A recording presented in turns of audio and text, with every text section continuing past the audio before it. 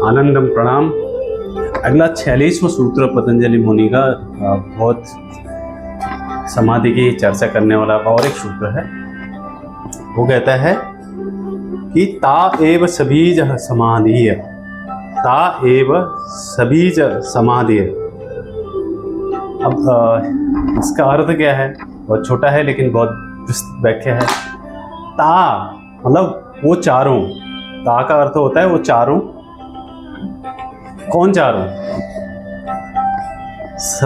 सवितर्क, निवितर्क, शविचार और निर्विचार, ये चारों एव ही, ता मतलब वो चारों ही सबीज है, बीज रहित है समाधि की ओर लेके जाने के लिए। अब यहाँ पे पतंजलि मुनि बहुत स्पष्ट कह रहे हैं हमें कि जो मन को हम किसी चीज का भी आलम्बन दे रहे हैं, हमारे मन को किसी भी चीज का आलम्बन देना है, whenever we are taking any external support, whatever it is, gross और सेटलर, स्थूल और सूक्ष्म, तो वो सब, कोई सब्जेक्ट हो या ऑब्जेक्ट हो, वो सब सभी समाधि के अंदर आते हैं। जब तक आपके अंदर ये बीज का संस्कार है तो आपकी मुक्ति नहीं है, ये पुनर्जन्म का कारण बनता है। ये यहाँ पे स्पष्ट रूप से व्याख्या कर रहे हैं मुनि। जब तक कर्म का शेष, एक इच्छा भी शेष रहती है तो वो मुक्ति नहीं होती है, वो बंधन बनता है। जैसे संप्रज्ञात समाधि में जो ज्ञान से मुक्त जो समाधि की तरफ जाता है, उसके 6 चरण बताए थे मुनि ने हमें।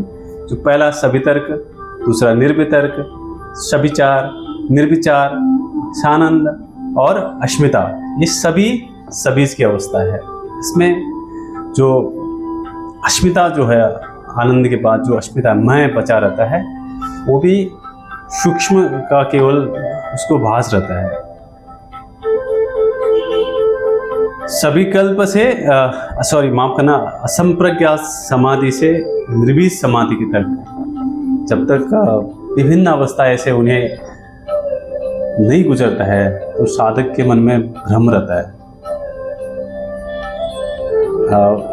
उसको अज्ञान रहता है, उसको नहीं पता कि वो कहाँ पहुँचा है, उसको नहीं पता कि वो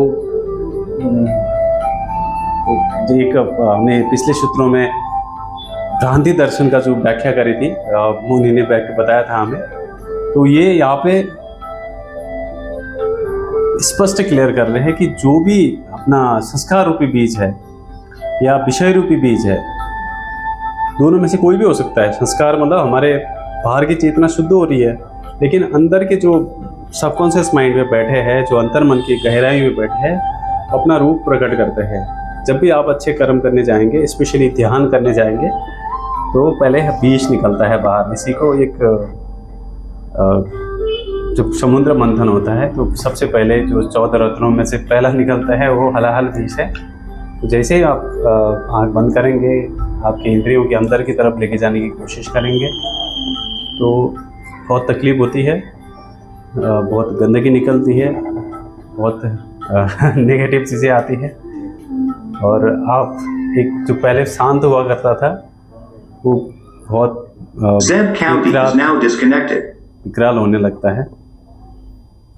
इसके लिए आप उस वातावरण में ध्यान करिए, उन गुरुओं के सानिध्य में रहिए, शास्त्र संगत, साधगत संगत और सत्संग, तीनों का सहारा लीजिए, आपको बिल्कुल समाधि की अवस्था प्राप्त होगी। हम प्रार्थना करेंगे, साथ साथ में आगे बढ़ने की कोशिश करेंगे। अगले 47 सूत्र में मिलते हैं। आनंदम प्रणाम।